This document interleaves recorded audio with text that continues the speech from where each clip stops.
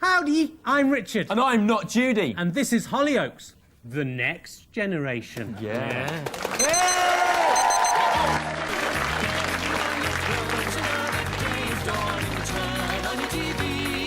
Time to watch This Morning with Richard and Judy. Let down your hairs, forget all your cares. Kick off your shoes, here is the news.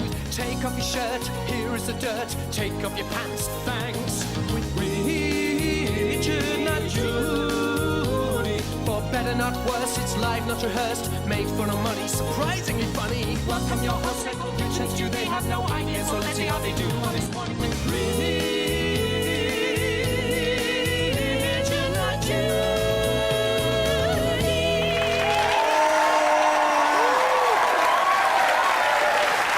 We're still on telly. Thank you. We're still on. Yay. Thanks, I'm Stuart Lee. And I'm Richard Herring, and welcome to the show that everyone is calling TMWRNJ. Yeah, well, they're not really They calling are, it. everyone's calling it. It's not going to catch on. It Don't- is, don't it's push very it. catchy shoot. Don't push it. TMWRNJ, or if you want Lee and Herring in, Lahir TMWRNJ. Yeah, it's really It's a good... Anyway, Rich, what have you been up to this week? Well, Stu, I've been out doing one of my favourite hobbies, which is shoplifting. Not again, not shoplifting. No, all the top TV celebrities are at it, but unlike them, at least I've never been stupid enough to get caught. Because I'm good at it. Yeah, right. I hope you're not referring to any specific TV celebrity there, Rich. No, I am, Stu. I am referring to a very specific TV celebrity there, one who was definitely guilty of their crime and was proven guilty in a court of law. No, wait, not Richard Madeley, then. No, not Richard Madeley, Stu. He was rightly proven innocent of his crime, just like one of his most famous interview guests, O.J. Simpson. Right. And will you please welcome on the piano Richard Thomas?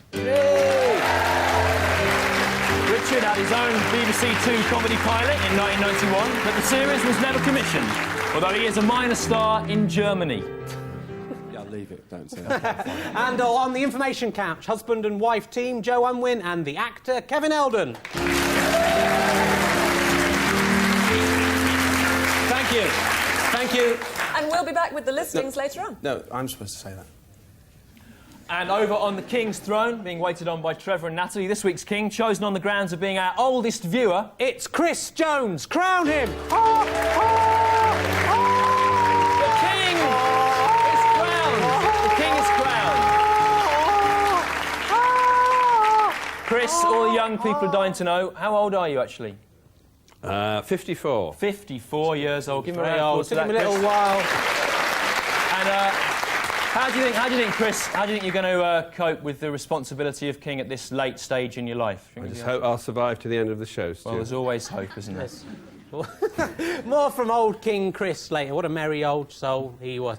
But let's recap on our 5 new Labour style aims, which we vowed to fulfil by the end of this series. Aim 1 is to finally prove that Bill Clinton never had sex with Monica Lewinsky, or indeed anyone, including Hillary Clinton, has no genitals, and in fact reproduces by casting his spores into the wind like a dandelion. We're going to do it. Aim 2 is to try and express surprise at the failure of Pamela Anderson's marriage to Tommy Lee without sounding sarcastic. That's right. I was surprised to hear their marriage is failing. Can't be done, Can't be done, you can it? see. No. And aim 3 is to have Elton John's knighthood transferred to the noble Colombian peasant cocaine farmers who sustained his creativity during the 1980s. Aim 4, to counteract the problem of the melting polar ice caps by getting all our viewers in coastal towns to drink the sea. And aim 5 is to follow the success of the quiz shows. Have I got sport for you? Have I got pop music for you? Have I got adverts for you? And the new one, have I got Jeremy Hardy for you? By creating our own quiz show-based quiz show, have I got news for you, for you? Imagine how that would work. Make it so.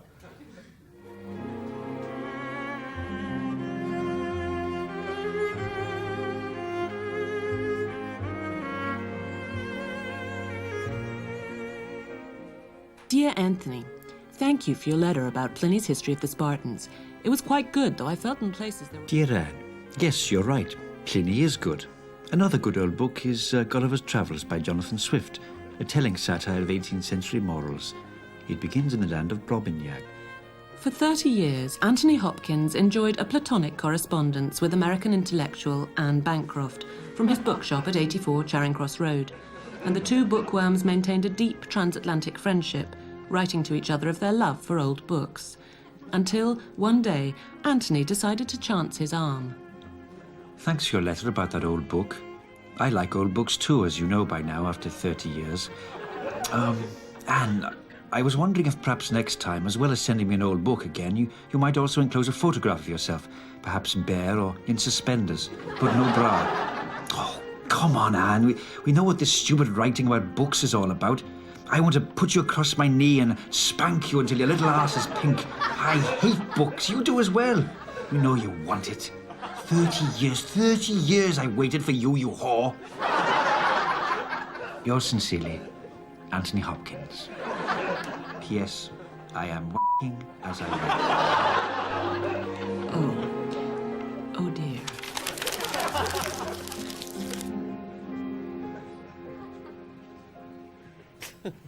That was that. And viewing figures were in. Actually, we got 1 million viewers last Sunday. 1 million viewers, yes, that's brilliant. Yeah, which means that only 59 million people in Britain didn't watch the show. Honestly, Stu, you're such a pessimist. Wow. You're the kind of person, if you had a glass with 1/60th of a pint of beer in it, you'd say it was nearly empty. Yeah, I would. Yeah, I would say Well, that. I'm an optimist, Stu. I'd say, what if you were to go round the pub and collect 59 other glasses like that with a 60th pint in them and pour them into one glass? What would you have then? Well, what you'd have then is a pint made up of 60 different types of drink and the spit of 60 different people. And you'd have hepatitis. Anyway, have you seen the plans for the Millennium Dome, Rich? Yeah. There it is. Yeah, it's good. What would you have in there Well, if that was up to you? I would have, in there, Stu, I'd have milk. Milk? Yeah, the milk of all different mammals. What I'd have in this stop statue. going on about milk. That one with wee Leave milk, the and milk, that with leave the the milk wee out of would it. go into her mouth. It'd What? be milk. Leave the milk. Leave it. Can't. What would you have in there? Okay, Stu? what I would have is a theme ride based around the Full Monty film, celebrating ordinary British life, designed and built by British talents, and with all of its profits going to its American backers. That's what I'd have. And here is what's Satire, coming that up is. later on the show. At 12:55, Nicky Clark will have the audacity to tell you how to wear your hair. And at 12:30, Richard Herring will have the audacity to make a joke about someone else's hair. At 12:49, Charlie from Casualty will be explaining how his acting training enables him to pull almost 2 different faces. And at 12:56, we'll be asking who pays the piper, and does the piper pay his own national insurance contributions, or are they in turn covered by this mysterious employer? There we go. That one didn't work, did it? Anyway, earlier on, we met our king of the show, live TV, who cares? It's King Chris, staggeringly 54 years old and still alive. It's amazing. He's being pampered by Trevor. Do you like Trevor, King Chris? Do you like him? There he is. Oh, God. Yes, he's wonderful. He's wonderful. I like him. I've missed you this week, Trevor. No, Trev, don't answer. We can't afford to pay you to speak. Remember, you can't speak. He's so silent and so beautiful. Well, you say that, but I don't think so. Let's see why. I don't like he's a mutant. Look. His face is too small. Look at it, right? He's got a man's head, right, and a little child's face on.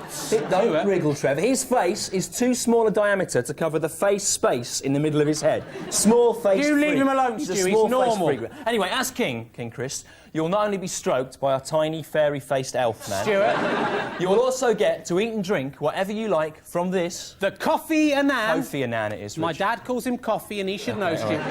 The Coffee Annan UN Peace in Our Time trolley. Yeah, here it comes. It's all top quality stuff on here, Stu, because he's an ambassador, Coffee Annan. We've got some Ferrero Rochers there. Oh, Kofi Annan, you're spoiling us. Yeah. Ferrero Rocher, the food of diplomacy. We've got Saddam Hussein's favourite cereal, Golden Grahams. Yum, yum. They're Graham's, Golden Grahams. They are. They've got a great new advertising slogan, actually. Can you handle the taste? That's right. Can you handle the taste, Rich? Let's see if I can handle the taste, Stu. Yep, I seem to be Fine. able to.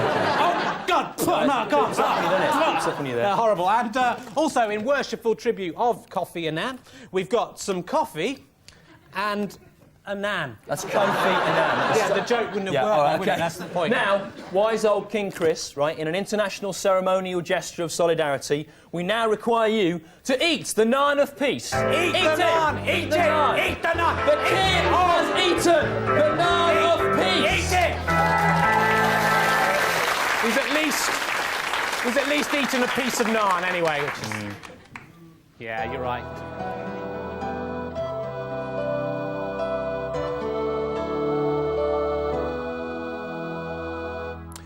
The Bible says that menstruating women must be shunned. Well, that if nothing else, is proof of God's wisdom. I hate that unusual priest. You shouldn't make fun of Jesus, Stu. He is the Lord of the dance. Maybe once, Rich, but I think you'll find that honour has now fallen to Michael Flatley. No, Stu, Michael Flatley's just the Lord of one dance. The dance that goes like that, he's the Lord of that. Oh, I'm pretty good at it. You are good, you're not the Lord. I'm not the Lord, but Jesus is the Lord of all the other dances, Stu. He is, after all, the Lord of the dance Setee. The dance Setee? Yes, Stu, dance wherever you may be, for I am the Lord of the dance Setee. Right, OK. What do you imagine, Rich, in your imagination is the dance Setee? What is that? The dance Setee, as any school child or lamb would know, Stu. Don't patronise me. It's a huge sofa in heaven. It's massive. Right. It's bigger than any sofa you could imagine, Stu. It's about 800 yards long. I could imagine that easily.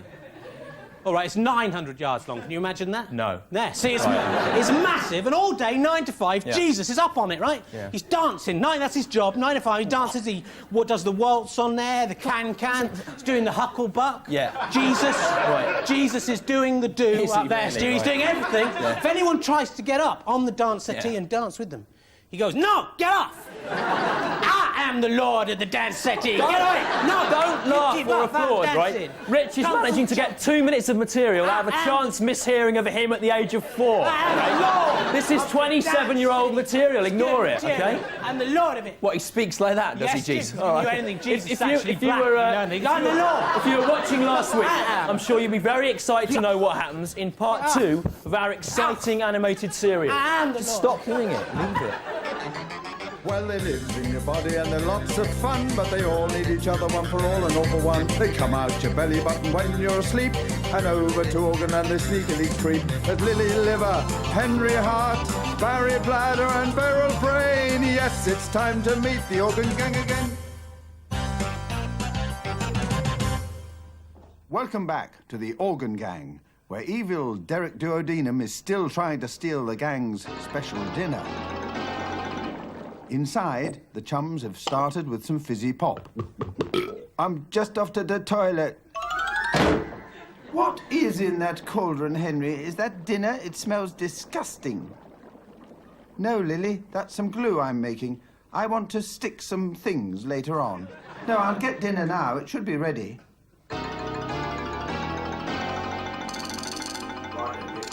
Lower, lower. Ha ha ha ha ha. Left, left, left. Hold it, hold it. Brillo pads, crisps. I'm just off to the toilet. Crisps? How common. No, Lily, crisps are good. Manufactured from the potato or potato, a root vegetable. Crisps come in lots of... Bloomin' neck tucker, she goes on a bit, eh? Shh. Crisps can't talk. Sorry, I forgot. Don't touch the bottom of the cauldron, Bile. It will be hot. Ah! What was that?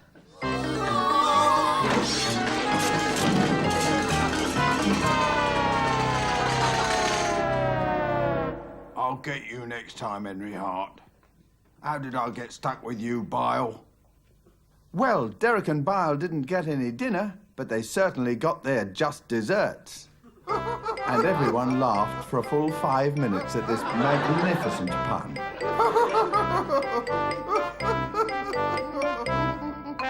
So, Henry, your hearty feast was quite an occasion. And Derek and Bile suffered no long-term damage. So, what have we learned this week? I suppose we've learned that when you have a party, you should invite everyone. Unless you don't like them, like Derek and Bile, in which case you should pretend nothing's going on and hope they don't find out.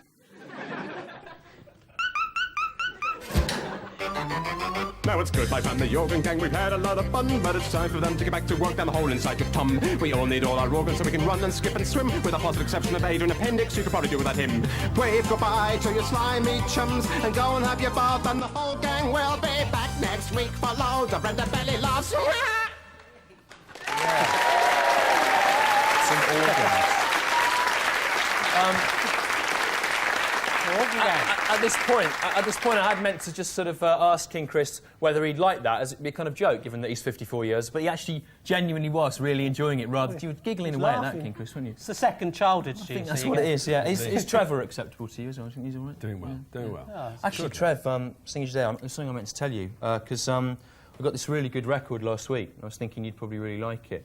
I'll do you a tape if you like. It's by this sort of 60s group, like a mod band, you know. What were they? I'm trying to think what they were called. Oh, Small Faces, that was it. Stuart, you leave it. I think you'd like it. You leave him alone. Got a small It's face. now, I understand, now time to join the husband and wife team, Joe Unwin and the actor Kevin Eldon for the listings. Thank you. And in the words of the classic comedian Henny Youngman, who sadly died this week, take my wife, please. Fine by me. Well, this Saturday afternoon, a deadly toxic nerve gas will be released into the atmosphere in Cannon Hill Park in Birmingham. Jeff Lynne of the Travelling Wilburys, who hates humanity, will unleash the fatal virus which contains his we in gas form. Yeah, and fist duck! Yeah, there'll be a fist duck at the Shipham Strawberry Fair in Somerset this Sunday. Local farmer Stephen Rowlands has collected the severed fists of almost 9 monkeys, which he will submerge in a barrel of local scrumpy. Visitors will duck their faces into the rancid brew to catch the monkeys' fists. Anyone successfully completing a fist duck will win a bottle of pomade. And that's all the listings for this week. Yeah. Hey, guys, I was just thinking, I'll tell you what I'd like to put in the old Millennium Dome. Oh, Tony Blair's, right? And after that, I'd send the old demolition crew in. Why? No, we'd get rid of the bloody dome and old Blair's in one fell swoop. Kaboom. Or by having him murdered? Not literally, no. I'll tell you what, I think we'd all like to see old Mandy Mandelson's dome smashed. Well, I think we should reserve judgment, you know, because people said similar things about the Eiffel Tower when that was put up. Yeah, and Alexandra Palace. Yeah, but... I think the dome looks like it's going to be really great, actually. You just don't get it, do you? You really don't get my sense of humour at all. Like all mothers, Mother Nature will tuck you safely into bed at night, only to come into your room 2 hours later in a scary mask and threaten you with a nail. Hi, I'm Greg Evigan from BJ and the Bear and My Two Dads, although I have done other stuff since then. Anyway, I'm here to answer the question, what happens when insects attack? This week, a bee. Well, it was my weekend with Tim, and we went to the park, like we usually do. And I was parched, so I made the mistake of opening up a can of fizzy lemon drink. Remember, this is actual camcorder footage. I suppose it was the smell of the drink which attracted the bee. Probably thought it was a flower or pollen or something. But as you can see there, I tried to hit the bee off the top of the tin, but that seemed to enrage it further. It tried to bite me. So I tried to fight back for a bit, and then I realised I didn't want to endanger Tim, so I threw the can down, picked him up, and we ran off.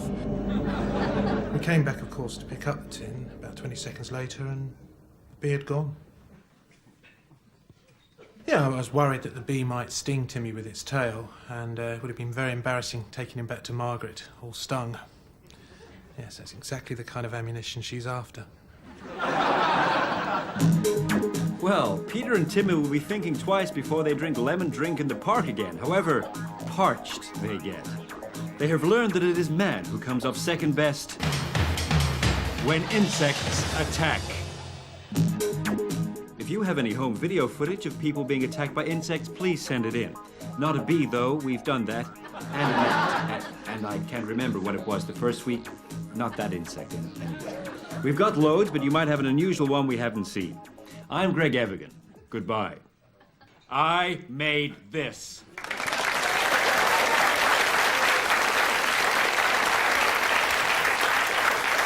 Curiosity Killed the Cat were a 1980s pop group.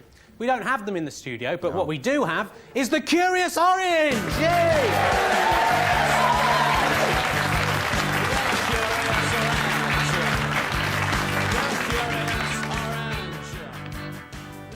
Hello, Mr. Rich. Hello, Mr. Stewart. I'm Curious Orange. Hello, the Curious Orange. You seem a bit more confident this week. Yeah, well, once you get used to being on TV, it's easy, isn't it? Well, I don't think it is easy. Oh, it is. It's easy peasy. Right. Well, what have you been curious about this week, the Curious Orange? Well, I was a bit curious about a curious phenomenon I have observed. Why does eating asparagus make your urine smell? What? You can't say... Have you noticed that, Mr. Stew? No. You eat some asparagus, and then when you go to the loo a few hours later, there's a bit of an odd cabbagey smell. What, you have noticed that, have you? Yes. Right. Well, I think I can answer this? this. Well, I can answer this one for you, the Curious Orange. Asparagus contains a group of naturally occurring sulphur components.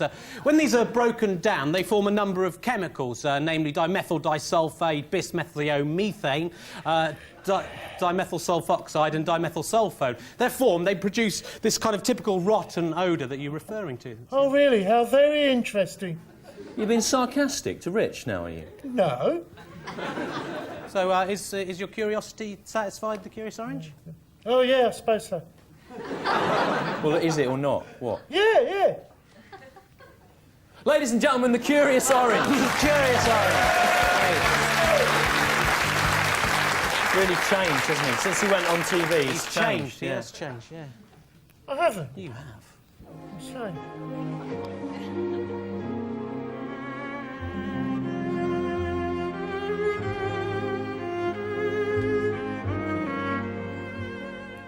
Dear Anthony, thank you for your letter about being a servant. Yes, I agree. Being a servant is nice. I'm glad we're such good friends and feel we have so much to offer. Emma, yes, I'm so pleased you agree. Of all the servant jobs, being a butler is particularly good. Not that I'm knocking whatever it is that you do. That's good too. I wouldn't complain about it. For 30 years, butler Anthony Hopkins corresponded with fellow servant Emma Thompson from the film Remains of the Day in a series of notes left on the kitchen table of the stately home they both worked in. Within these missives, they detailed the pleasure they received from serving the upper classes, until one day Anthony decided to chance his arm. Dear Emma, thanks for the letter about the etiquette of waiting upon a visiting lord. I'm very interested in etiquette and manners, as you will know after 30 years. Oh, damn it. Come on, Emma. We know what all this writing about being servants is really about. I want you, you snooty harlot. I want to throw you over the kitchen table, rip off that maid's outfit you so coquettishly wear, and give you a damn good seeing to. I hate being a servant. It's a rubbish job, clearly. And you agree? If you want it, meet me in the scullery tonight, you teasing Jezebel. Yours sincerely, Anthony Hopkins. P.S. I am king as I write this. Oh, Lord. Oh, dear me. Oh, no.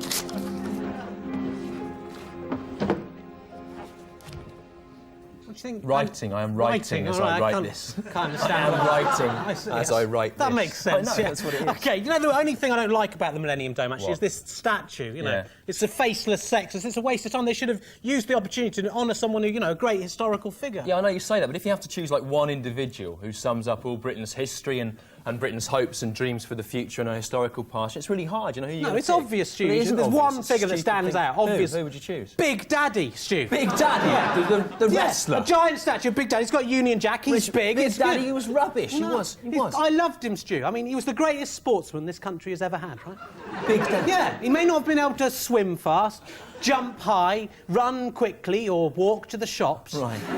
But when it came to jumping on strangely dressed men with his belly, he was unbeatable, Stu. Big Daddy, he was a fat idiot. His real name was Shirley Crabtree. That's... Don't you dare mock Big Daddy, Stu. I noticed you weren't brave enough to have a go at him while he was still alive. Yeah, that's because I'd forgotten he existed. That's why. You were afraid? Oh, what, afraid what? That he was going to jump on me with his stomach? If he could have caught up with me. Yeah? He wouldn't have tried to catch up with you, Stu. He knew his limitations. He would have lain in wait for you in a skip near your house or on top of a bus shelter, and then as you passed, he would have jumped on top of you. Yeah, with his stomach. Yeah, with his stomach, He was rubbish, Rich. Stu, what? He wasn't. He had panache, Stu. Panache? Yeah. Did he? I tell you, if any other 60-year-old, 30-stone man had walked down the street wearing nothing but a silver top hat, pink shoes, and a back-to-front woman's swimming costume with Big Daddy written across the midriff, he'd been locked away as a danger to small children. Yeah. But Big Daddy not only did that, Stu, people loved him for it. Or at least turned a blind eye. He was rubbish. And I intend to carry on his work now he's gone. There's no need, Rich. I think his work is done. Whatever it was. It's hard to say, isn't it? He was my hero, Stu, Oh, so yeah, have some yeah, respect. right. Well, I wish I could have known him, but I was just a kid. His candle burnt out long before his legend ever did. His candle, Rich? Yes, Stu. Big Daddy's candle? Yes, actually, his candle, Stu. Yeah. When electricity came in, Big Daddy didn't think it would catch on, Right. so he spent all the money from wrestling on a giant 100-foot candle that he had in his house. Right, now, perhaps you yourself have imagined what you would imagine the inside of the Millennium Dome might look like in your imagination, After right? about 20 years, it burnt out I know, completely. He was left there. He had no money left Right. then. If so, why not draw a picture of your Millennium Dome, send it to us at the address at the end of the show by Thursday, right? He had to sit there in the dark, Stu, kind of in this pool of congealing wax. Yeah, that he was in, and the best stuck in there. architect will come to London free next week to be king of the show, right? You know, but he had his memories to light him Memories up. of what? Kendo Nakasaki. Oh, yeah, OK.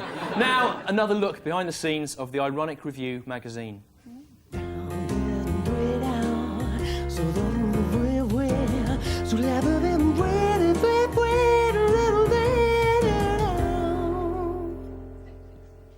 The Ironic Review is a hotbed of outrageous opinions. So, I shall be proposing the idea that the rape of animals is a good thing and should be made compulsory.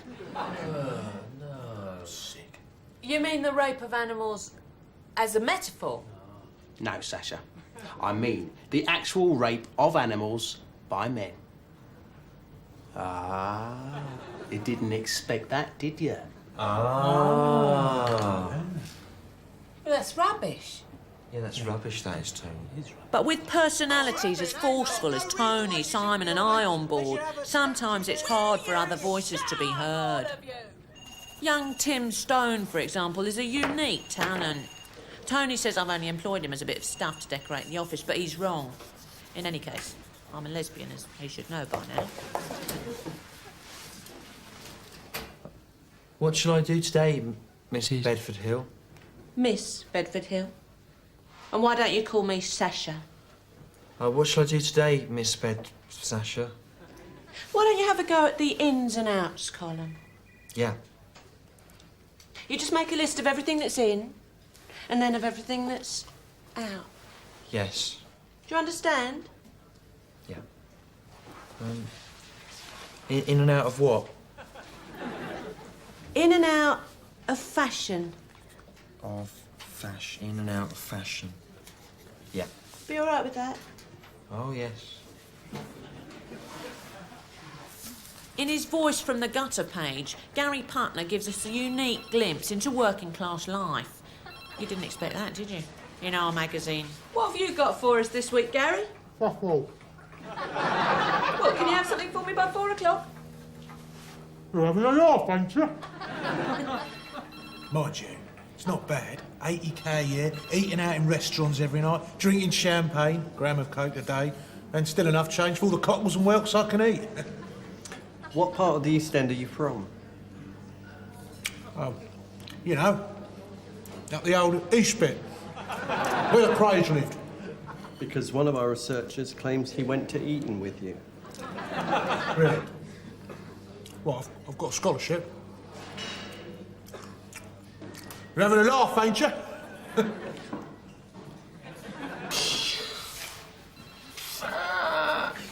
How's the in-out column coming to? It's good. It's fine.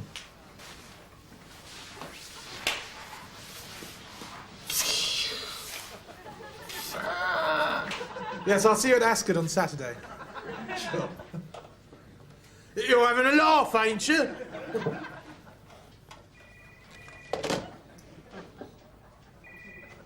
So, before we go to press, are there any problems? Yeah, I got a problem. I got a problem with Tim's ins and outs column, actually. Because, unless I'm very much mistaken, all he's done is made everything that was in last issue out, and everything that was out last issue in.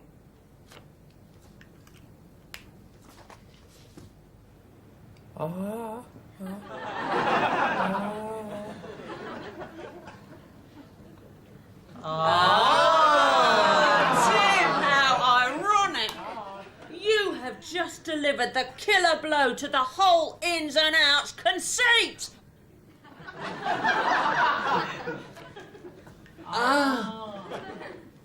really like doing the ins and outs column. 'Cause I think it assumes the person compiling it as a sort of sole arbiter of taste, you know.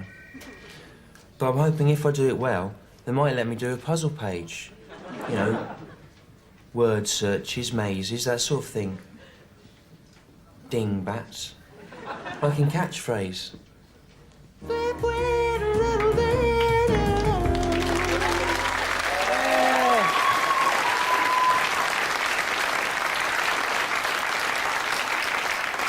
It was him dressed up. I know. It was him in a wig. I know, yeah, I know that. It's only obviously. pretend. We were joined here by our oldest viewer, the King this week, King Chris. 54. 54 years old. 54, anyway. Yeah. 54! Let's hope we can all live that long. I bet you've seen a few changes, haven't you, in 54 years? Must have seen some changes, too. How many do you think you've seen? 8? More or less. More than 8. More than 8 changes you see. 20? What? I'd say 17 and a half. 17 and a half. Remember it. Important. Yeah. Do you remember stuff like? Do you remember before colour TV? Say. Remember what that was like? Yeah, it was really exciting. What did you have then? In fact, when I sit at home, I often turn the colour down and reminisce. Just to relive the old, the wonders of it. It's amazing what things look better in, or even off. Do you remember? Or off. Yeah, don't give them that idea. Before the internet? Remember what that was like? I've made my living out of computers, so I can remember with horror. Yeah. So how did you get letters and things to people, messages to people in the old days before the internet? Pigeons. Pigeons? Very different, wasn't it? Do you remember, Chris, in the past, before there were slush puppies? Do you remember that? What's a slush puppy? No, he doesn't remember. Cold drink. What did you do if you wanted a really ice-cold drink that made your tongue blue in the old days? I have to pass on that. Pass, they didn't have that. So some things would say, what? Paraffin? Do you think it's better? Do you think it's better? It's a real bloke, this. He's funnier than we are. Do you have something I have to ask you, you know, if you live for 54 years, do you have a recipe for long life? Is there something you do every day of your life? Because there's something I do every day of my life. Anthony Hopkins does it as well, but is there something you do? I don't think so. Just get over the, oh God, why have I got to get up this morning feeling, and keep on doing that. Well, there's a message, a very profound message. Profound message for the future. Do you remember 1974? Yet fairly recent, that. Did you achieve anything in 1974? Not that I can recall. Well, here's someone who did. Good link. Thanks. Good link. Men of Achievement 1974.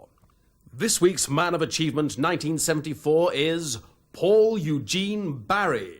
In 1953, he became the cost accountant for the Buick Motor Division in Michigan and has a letter of commendation for bravery in action during World War II. Men of Achievement 1974.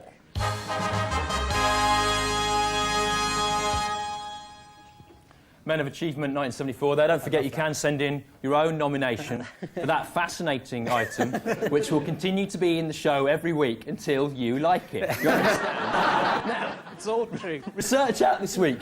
Research out this week. Research out this week.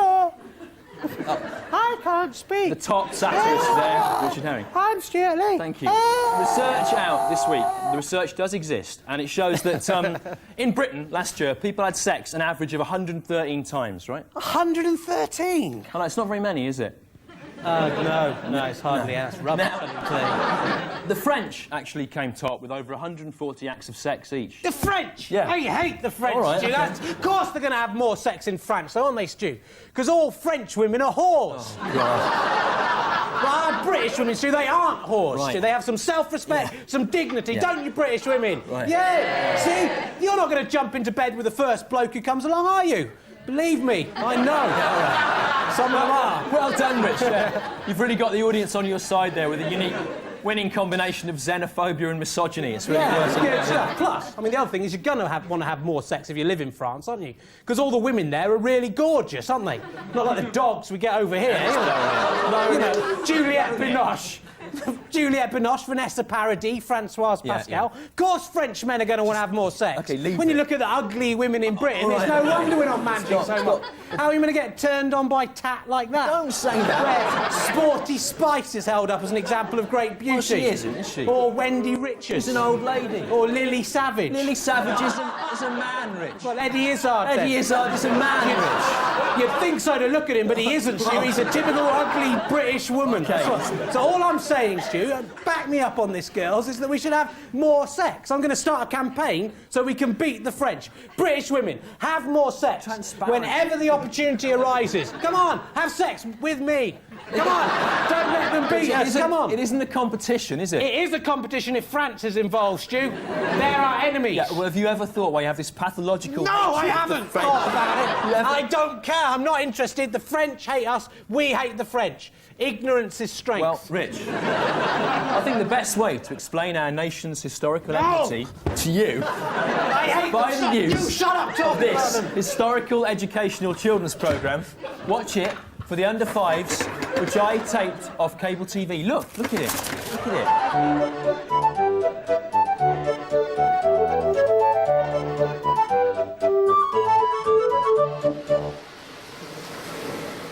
Oh, hello, children. I'm Histor, Sky TV's flying magical nautical crow. There's some mist coming! What, Pliny? Quick, abandon ship! There's some mist coming! Some mist! Batten down the hatches! He said hatch, like an egg hatches! Looks like something. Some wing, like a bird's wing! Brewing! Wing, like a bird's wing! You are right, Histor! There is something brewing! It is some tea! It was a trick! It was a trick! Never play tricks at sea, Pliny Harris! It is not a place for levity. Feather, wee, like a bird's wee! What's the news, Histor? You may have seen on the grown-up news that the French aren't giving England any World Cup tickets. Why is that, Histor? Come with me now, Pliny, as the crow flies.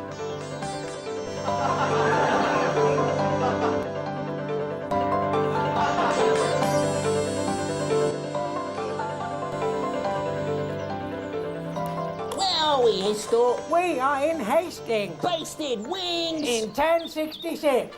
Hello there, Histor. I am good and fair King Harold. Wing, Harold! I have ruled Britain for 30 years, and I am the most popular English king of all time. Look, I am taking soap and proper toilet facilities over to France as a gift to their backward peoples. How nice! But look, Pliny, over there. Who's that skulking in the bushes? Oh, no, it's the King of France, Jean-Pierre I. He's trying to thwart good King Harold's plan. Take this, you polite English pig! Duck! Duck, he said duck! My eye! French flick knife, I am undone. I die. Let us fly onwards to the French port of Calais. Lay, like an egg lay! In the modern day. In a modern lay! Good day, Jean-Pierre. Come, let's patch up our historical differences. Here, have a lovely piece of British beef. Stick it up your English ass! Come on, Gaston, let us take the polite present, throw it in the sea, and then set fire to it. It's an outrage, Histor. I will certainly be voting against us joining any kind of European Union. And I would advise all the children at home to tell their parents to do the same. Never trust the French. Good man. Come on, Pliny. Our time-travelling... Travel wing! ...adventure is coming to an end. To a hen! Like a hen! I hate hens! Hen! An end. I said end.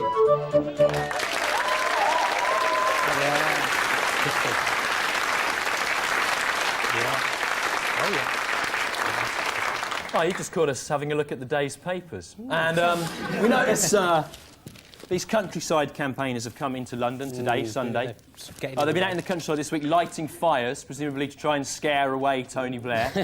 Works for animals, Stu. It'll work for Tony Blair. But the country people are good. We were out in London yesterday, me and Rich, and there was all these people like on tubes coming in barber coats and things, obviously from the countryside. How were they obviously? You could tell because they were all about 8 feet tall and like really interbred and Shut up. strange looking. And there'd be like a bit of litter on the floor, and they're going, "Oh, look at that litter." That's because people live here. That's why there's litter. Listen, if you're in the Countryside Alliance and you like hunting foxes, no one likes you. Do you understand? So you better do as you're told. Do as you're told. All of us that live in the towns are going to come and tarmac all over your house. The Countryside Alliance aren't proper country people. Should they bring a new meaning to the word country? Those Leave people. that. And that is all the news we have time for this week.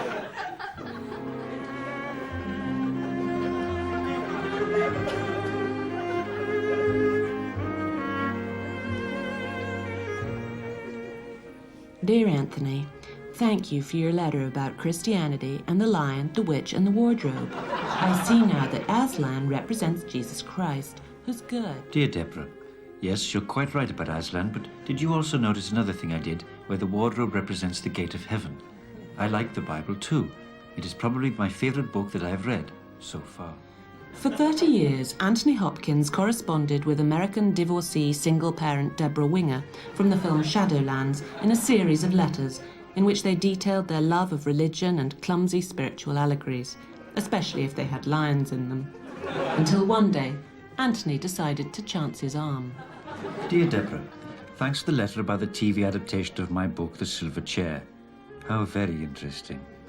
Yes, I still believe in Jesus, as I thought you'd take for granted after 30 pissing years. Yeah. Oh, come on, Deborah. We know what all this talking about religion's all about. I want to tie you up on my bed and act out whatever perverse notion happens to enter my diseased imagination. I hate God, so do you. I just want to get inside your blouse and cover you in oil-atom emollients and gentle milk cream. That's the kind of stuff I like. Do that with me, we'll get there in no time. Yours sincerely, Anthony Hopkins. P.S. I am king as I Oh, Lord, forgive him. Oh, dear. And that's the end of the show on that moving story. Don't forget to write in, if you want, perhaps with your Millennium Dome ideas, if you want to be king, to TMWRNJ, room 3306, BBC TV Centre, Wood Lane, London W12 7RJ. Or if you're a geeky nerd, you can email us or visit our Guardian Guide recommended website at these addresses here. If you want to pay a visit there, find out what's going on behind the scenes. We shall not be moved. We shall not be moved. We shall not be moved. We shall not be moved.